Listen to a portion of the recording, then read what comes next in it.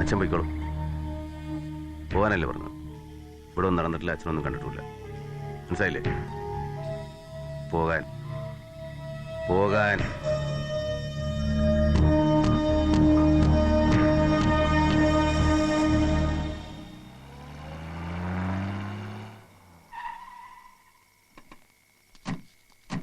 എന്തിനാടാ ഇവന്മാരെ ഇങ്ങോട്ട് കൊണ്ടുവന്നത്? ആരെങ്കിലും കണ്ടാൽ? മുതലാളി, അത് സുകുമാരനെ അവന്മാര് തട്ടി. ഇവര് കഷ്ടി രക്ഷപ്പെട്ടതാ. ഇനിയും പുറത്തു നിർത്തിയാൽ വേണ്ട. ഇവന്മാരെ കോയമ്പത്തൂരേക്ക് പറഞ്ഞു വിട്ടേര്, നമ്മുടെ ബോട്ടിലിംഗ് സെന്ററിലേക്ക്. അവിടെയാണ് കൂടുതൽ സേഫ്റ്റി. ബാക്കി കാര്യങ്ങൾ നമുക്ക് ആലോചിച്ച് ചെയ്യാം. പൊയ്ക്കോ. ശരി.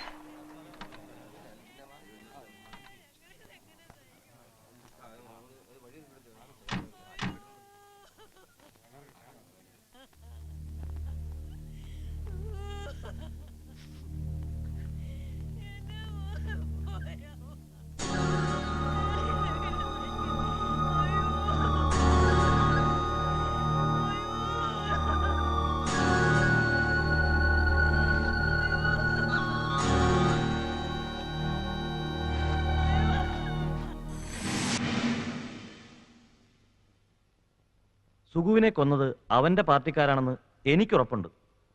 മുമ്പ് സുഗുണനെയും ചന്ദ്രനെയും കൊന്ന കേസിൽ മാർക്സിസ്റ്റ് പാർട്ടിക്ക് അവന്റെ പേരിൽ സംശയമുണ്ടെന്ന് ഇന്നലെ അമ്പലത്തിൽ വെച്ച് കണ്ടപ്പോൾ സുഗു എന്നോട് പറഞ്ഞിരുന്നു. അതുപോലെ നമ്മളുമായി നടത്തിയ രഹസ്യബന്ധത്തിലും.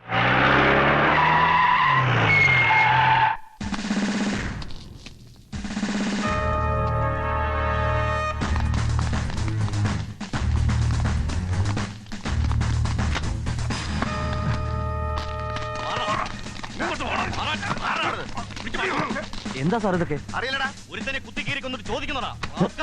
എവിടാ മറ്റുള്ളവരൊക്കെ?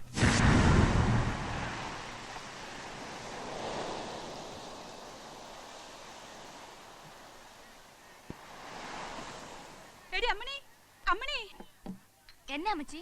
എടി, തുറയില് പോലീസ് ഇറങ്ങിയിരിക്കുന്നു. നീ ചാരായ കുപ്പിയൊക്കെ എടുത്ത് അകത്ത് പോയി അതിന്റെ കുപ്പി കൊണ്ടുവന്നോ?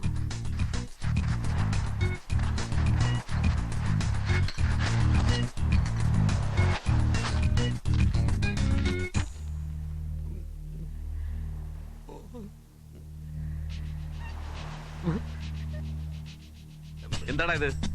കുടിക്കാനുള്ള വെള്ളം തണുക്കാൻ വേണ്ടി കുഴിച്ചിട്ടതാ. കിണറിൽ വാട്ടർ. ഇങ്ങട്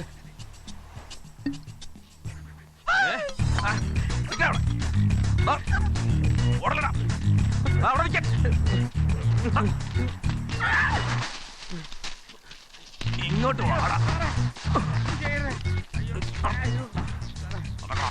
അടിക്കരുത് സാറേ. അകത്താരെങ്കിലും ഉണ്ടോടി? ഇനി നിന്റെ മോള് പെണ്ണങ്ങ് വളർന്നു പോയല്ലോടി.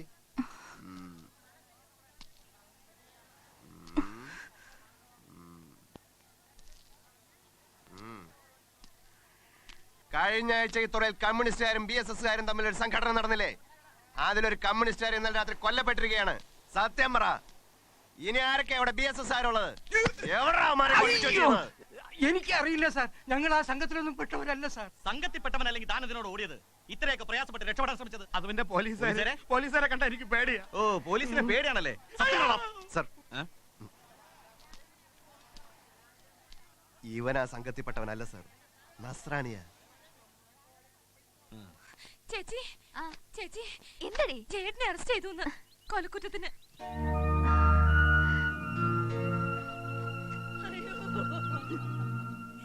എന്റെ കുഞ്ഞ് ഞങ്ങളെ വിട്ടേച്ചു പോയപ്പ ഞാനിതെങ്ങനെ സഹിക്കും? എന്റെ മോനെ ഗൾഫിലേക്ക് പോകാൻ അയ്യോ എന്റെ മോനെ എനിക്കിത് സഹിക്കാൻ പറ്റുന്നില്ല.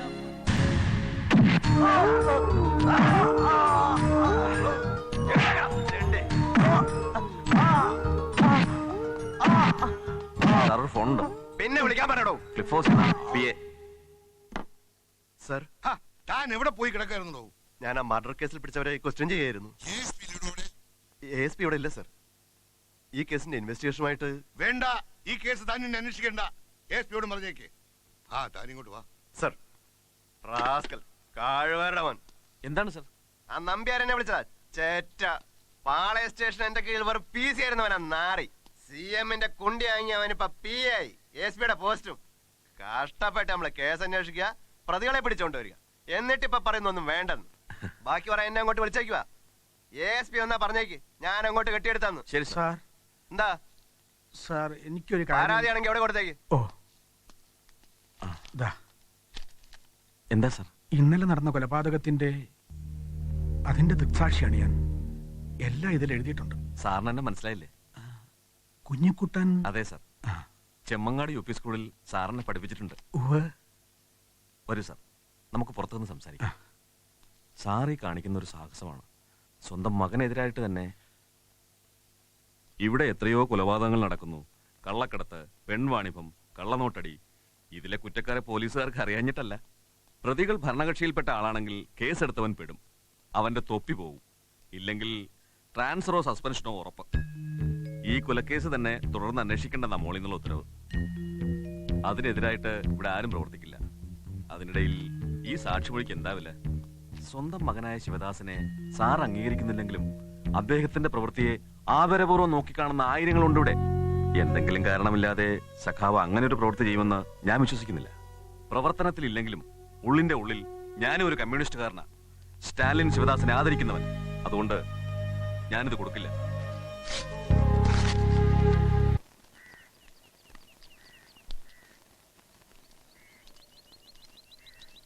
അച്ഛൻ സ്റ്റേഷനിൽ പോയിരുന്നല്ലേ?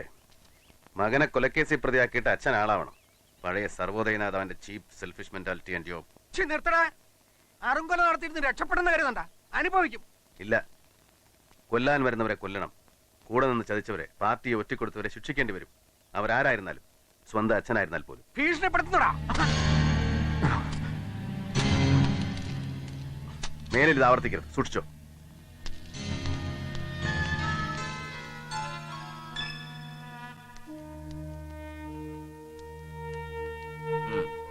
നമ്പ്യാരെ, ഓ, അവന്മാരോട് ഈ കേസ് അന്വേഷിക്കേണ്ടെന്ന് വിളിച്ചു പറഞ്ഞില്ലേ? ഉവ്വ. അപ്പോ കസ്റ്റഡിയിലെടുത്ത ജയചന്ദ്രനൊക്കെ അന്വേഷണം നിർത്തിവെച്ചില്ലേ?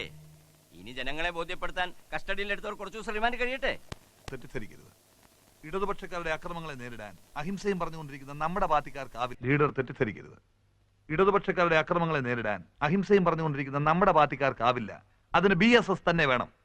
തലശ്ശേരിയിലും കണ്ണൂരിലും ആലപ്പുഴയിലും കൊന്നതും ചത്തതും ഒക്കെ അവരല്ലേ. ഈ സംഘത്തെ പിണക്കുന്നത് ശരിയല്ല, പ്രത്യേകിച്ച് ഈ സന്ദർഭത്തിൽ.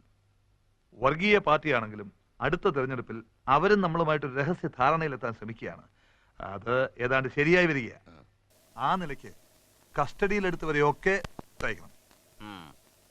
എന്താണോ നമ്പ്യാർ നിങ്ങളുടെ അഭിപ്രായം? നരേന്ദ്രൻ മുതലാളി പറഞ്ഞതാണ് ശരി. ആ. പിന്നെ ജയന്റെ അച്ഛൻ ശ്രീകണ്ഠൻ നായർ നമ്മുടെ കരയോഗത്തിന്റെ പ്രസിഡന്റാണെന്ന് കൂടി ഓർക്കണം. അദ്ദേഹം CM-നെയും കാത്ത് പുറത്തു നിൽപ്പുണ്ട്. ശ്രീകണ്ഠൻ നായർ ധൈര്യമായിട്ട് പൊക്കോളൂ. എല്ലാം ഞാൻ വേണ്ടതുപോലെ ചെയ്യുന്നുണ്ട്. ഇത് അച്ഛാന്ന് വിളിച്ചോണ്ടായിരിക്കും അല്ലേ? എന്റെ മകൾ പങ്കജത്തിന്റെ കൂട്ടുകാരിയാ, ശ്രീകലാ മേനോൻ.